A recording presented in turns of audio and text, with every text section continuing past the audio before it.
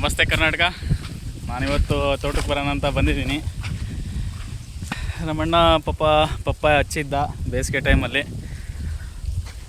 ಮಳೆ ಇಲ್ಲ, ಬೋರಲ್ಲಿ ನೀರು ಕೂಡ ಇಲ್ಲ ಅಂದಿದ್ದಕ್ಕೆ ಅಲ್ಲಲ್ಲಿ ಎಲ್ಲ ಡೆತ್ ಆಗಿಬಿಟ್ಟಿದ್ದಾವೆ ಗಿಡ.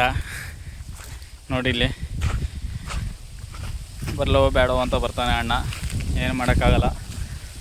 ಅದಕ್ಕೆ ಟೋಟಲಿ ಎಲ್ಲ ಗಿಡ ಸಾಲು ಹಿಡ್ದು ಒಂದೊಂದೇ ಗಿಡ ಎಣ್ಸ್ಕೊಂತ ಬಂದೆ. ನಮ್ಮಣ್ಣ ಒಂದು 1200 ಒಪ್ಪ ಗಿಡ, ಕೊನೆ ಒಂದು 3 kg ಬಿಟ್ರು 36,000 ಆಗುತ್ತೆ. ಗಿಡದ್ದು ದುಡ್ಡರ ಬರುತ್ತೆ ಅಂದ್ಕೊಂಡ್ವಿ. ತಡಿ ನೋಡೋಣ ಪಾಪ ನಮ್ಮಣ್ಣ ಓಪ್ ಹಿಡ್ಕೊಳ್ಳೋದು ಬೇಡ ಅಂತ ಹೇಳಿ ಒಂದೊಂದೇ ಎಣ್ಸ್ಕೊಂತ ಬಂದೆ. ಇಲ್ಲಿರೋ ಗಿಡದಲ್ಲಿ 460, ಇವನ್ ಇನ್ಕ್ಲೂಡ್ ಈ ಥರ ಗಿಡನೂ ಬೆಳವಣಿಗೆ ಇಲ್ಲದ ಗಿಡನೂ ನೋಡಿಕೊಂಡ್ರೆ ಎಲ್ಲದೂ ಸೇರಿ 460 ಗಿಡ ಇದ್ದಾವೆ. ಸುಮ್ಮನೆ ಕಳೆ ಬೆಳೆಸ್ಕೊಂಡ್ಬಿಟ್ಟಿದ್ದೀವಿ. ಅಡ್ಡ ಸಾಲು ಹೊಡೆಯೋಕ್ಕಾಗಲ್ಲ, ಏನಾಗಲ್ಲ. ಅದಕ್ಕೆ ಬೆಟರ್ ಆಪ್ಷನ್ ನಾಳೆ ಟೋಟಲಿ ಈ ಕಳೆನ ಕ್ಲೀನ್ ಮಾಡೋಣ ಅಂದ್ಕೊಂಡಿದ್ದೀನಿ. ನೋಡೋಣ ನಮ್ಮ ಬಾಸ್ ಏನು ಹೇಳ್ತಾರೆ ಅಂತ ಹೇಳಿ. ಬಾಸ್ ಏನಾದ್ರು ಒಪ್ಪಿಗೆ ಕೊಟ್ಟರೆ ಅಡ್ಡ ದಿಡ್ಡಿ ಎಲ್ಲ ಟ್ಯಾಕ್ಟ್ರಿ ಎಲ್ಲ ಹೊಡೆದು ಹೊಲನ ಅಚ್ಚುಕಟ್ಟಾಗಿ ಇಟ್ಕೊಂಡ್ರೆ ಅಟ್ಲೀಸ್ಟ್ ಬರೋವಂಥ ನೀರು ಕೂಡ ಕಡಿಮೆ ಆಗಿದೆ.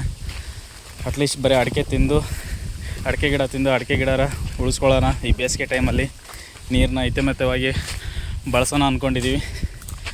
ಆದಷ್ಟು ನೀರನ್ನ ಉಳಿಸಿದರೆ ನೆಕ್ಸ್ಟು ಅಡಿಕೆ ತೋಟ, ಇಲ್ಲ ಅಂದರೆ ಬಗಣಿಗೂಟ. ಓಕೆ, ನಿಮಗೆ ಏನಾದರೂ ಈ ಗಿಡದಲ್ಲಿ ಏನಾದರೂ ಇಂಪ್ರೂವ್ಮೆಂಟ್ ಏನಾದರೂ ಮಾಡಬೇಕು ಏನಾದರೂ ಇತ್ತು ಅಂದರೆ ಐಡಿಯಾಸ್ ಕೊಡಿ. ನಾವು ಇನ್ನೂ ಹೊಸಬ್ರು, ಅಷ್ಟು ಗೊತ್ತಾಗಿಲ್ಲ ನಮಗೆ. ಆದರೂ ಕೂಡ ಆರ್ಗ್ಯಾನಿಕ್ ಕಂಪ್ನಿಯಲ್ಲಿ ನಾವು ಕೂಡ ವರ್ಕ್ ಮಾಡ್ತಾಯಿದ್ದೀವಿ ಆ್ಯಸ್ ಎ ಬೋರ್ಡ್ ಮೆಂಬರಾಗಿ. ನಿಮಗೇನಾರ ಐಡಿಯಾ ಇತ್ತಂದರೆ ಕೊಡಿರಿ. ಸುಮಾರು 4 ವರ್ಷದ ಗಿಡ ಇವೆಲ್ಲ. ಆ ಕಡೆ ಸೈಡ್ ಆಲ್ರೆಡಿ ಫಸಲಿಗೆ ಬಂದಿದ್ದಾವೆ, ಈ ಕಡೆ ಏನೂ ಬಳೆ ಕೂಡ ಹೊಡೆದಿಲ್ಲ. ನೋಡೋಣ, ಈ ಸತಿ ಶ್ರಾವಣದಲ್ಲಿ ಒಳ್ಳೆ ಪೂಜೆ ಮಾಡ್ಕೊಂಡು ಸ್ಟಾರ್ಟ್ ಮಾಡೋಣ ಅಂದ್ಕೊಂಡಿದ್ದೀವಿ.